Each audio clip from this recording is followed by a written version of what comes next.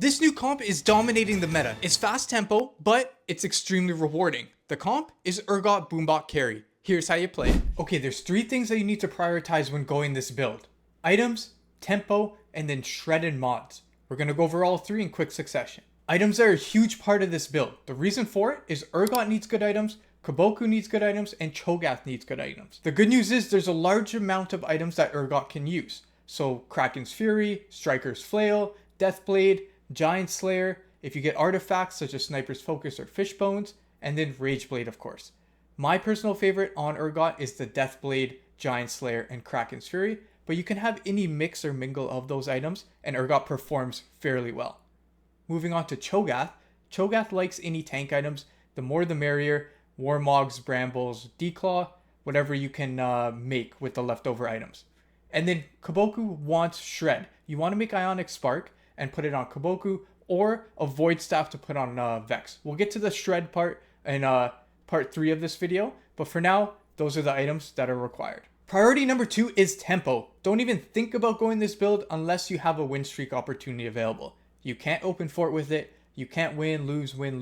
You need to go on a win streak, save your gold, and ensure you can get to 9 as fast as possible. You may be asking, how do I ensure I win streak?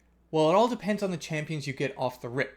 So if you get a Kog'Maw, you get 2 Kog'Maws, maybe a 2-star Kog'Maw, and then a solid frontline, preferably a Skarner or a Vi, so you have the 2 Vanguard, 2 Boombot combination, maybe throw in a Kindred in the backline to activate Rapid Fire. If you high roll like that, you're going to be smooth sailing through that first stage to ensure you get that win streak. One other indicator to know if you should go this build is if you have an early item, a Kraken's Fury, a Rageblade, a Deathblade, something that you can slam aggressively to continue that win streak. However, we're still missing an important part of executing a high tempo build successfully, and that's Augment. You need to start off with an eco augment. You can do Cluttered Mines, you can do Level Up, you can do Slammin', you can do Upward Mobility. Any of these augments work, but the key is you need an econ augment. Okay, so you have great items, you have good tempo, you are winning all early game. What's next?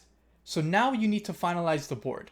Essentially, the end game here is 4 Bruiser, and then 4 Boombot. You have a Gragas, Kaboku, Mordekaiser, and Cho'Gath up front, and then you have Fiddlesticks, Urgot, Kog'Maw, and Cho'Gath as your 4 Boombot. From there, it's all about fiddling with the build.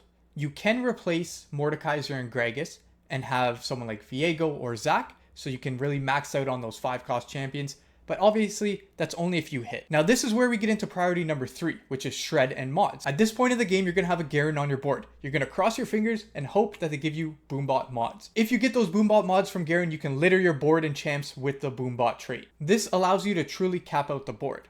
Speaking of capping out the board, you're gonna need Shred. Because Boombot does magic damage, Shred is exponentially important in this build.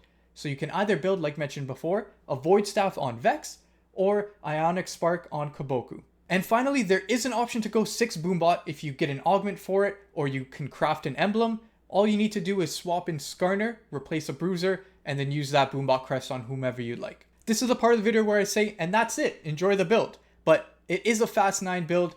There's a lot more to it than that's it. So only play this build, like I mentioned, if you have that tempo, that win streak, and those good items from the early game. But if you do end up hitting and you do end up win streaking and everything comes together, this build is insane.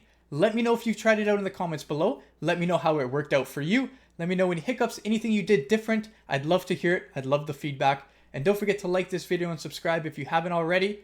I'll see you soon.